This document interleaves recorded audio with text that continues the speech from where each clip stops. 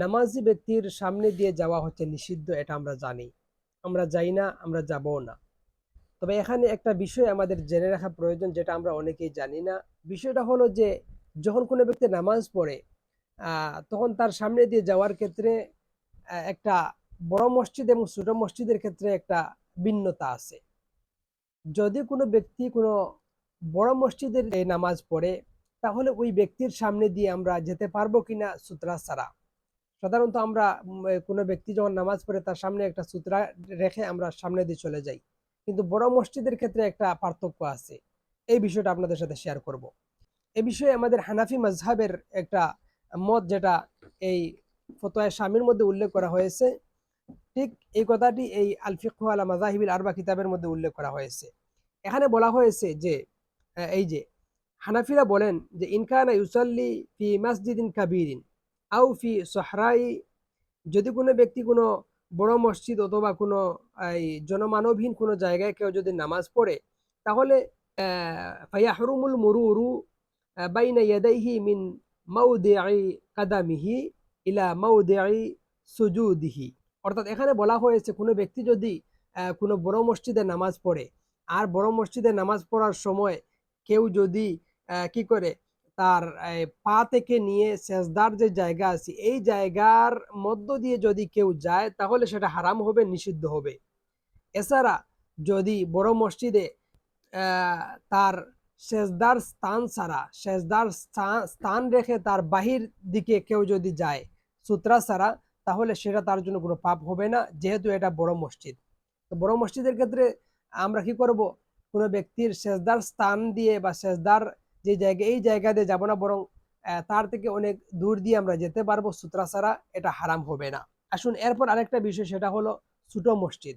Wine কানা ইউসাল্লি ফি মাসজিদিন সগীরিন, যদি কোনো ব্যক্তি ছোট মসজিদের দিকে না ছোট মসজিদে নামাজ পড়ে, ফাইন্নাহু ইয়াহরুমুল মুরুরু মিন মাউদিআই কাদামিহি ইলা হাইতিল কিবলা।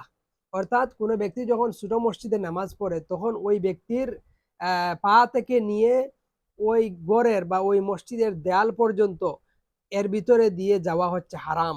যেতে হলে আমাদের কি করতে হবে, একটা সূত্রা রেখে দিতে হবে। এখন আসেন ছোট মসজিদের হিসাব আমরা কেমনে পাবো। এটা এখানে বলা হয়েছে যে কোনো ব্যক্তি যেই জায়গায় দাঁড়িয়েছে তার থেকে নিয়ে 40 হাত অথবা 40 গজ পর্যন্ত এর ভিতরে দিয়ে আমরা যেতে পারবো না। এটা হচ্ছে যে ছোট মসজিদের হিসাব। এছাড়া এই যে আমার হাতে এই কিতাব, এই কিতাবের মধ্যে ফতোয়া শামিতে একই কথা উল্লেখ করা হয়েছে। কেউ কেউ বলেছেন যে 70 হাতের কথা, অর্থাৎ এই সিত্তিনা জিরান 60 হাত। আবার ওকিলা কেউ কেউ বলেছেন আরবাইন 40, এই 40 হাত বা 40 গজ। এই 40 গজের কথাটা হচ্ছে মুখতার বা এই সঠিক কথা হলো যে আমরা কোনো ব্যক্তি যখন ছোট মসজিদে যখন নামাজ পড়ে, তখন তার থেকে নিয়ে 40 গজের ভিতর দিয়ে আমরা যাব না। এটা হচ্ছে ছোট মসজিদের হিসাব। যদি আমরা যেতে চাই, তাহলে আমাদেরকে একটা সূত্রা দিয়ে আমাদেরকে যেতে হবে। আমি আবারও বিষয়টা বলছি যে যদি কোনো বড় মসজিদে কেউ নামাজ পড়ে, তাহলে ওই ব্যক্তির সামনে দিয়ে আমরা যেতে পারবো। তবে ওই জায়গা দিয়ে যাব না যেটা তার পা থেকে নিয়ে সেজদার জায়গা, ওই জায়গা দিয়ে যাব না। এছাড়া আমরা বাকি সামনা দিয়ে আমরা যেতে পারবো, সূত্রা ছাড়া, কোনো পাপ হবে না, গুনাহ হবে না। আবার কেউ যদি ছোট মসজিদ বা গড়ে নামাজ পড়ে, তাহলে সেটার হুকুম হলো ভিন্ন, যে আমরা ওই ব্যক্তি থেকে নিয়ে ওই গড়ের বা ওই মসজিদের দেয়াল পর্যন্ত যতটুকু জায়গা আছে এর ভিতর দিয়ে আমরা যেতে পারবো না, বরং আমাদেরকে একটা সূত্রা রেখে আমাদেরকে যেতে হবে। আর সেটার পরিমাণ হচ্ছে নামাজি ব্যক্তির পা থেকে নিয়ে বা ওই মসজিদের যেই সীমানা ছোট মসজিদ, যেটা নামাজি ব্যক্তি থেকে নিয়ে সামনা পর্যন্ত হবে 40 হাত বা 40 গজ।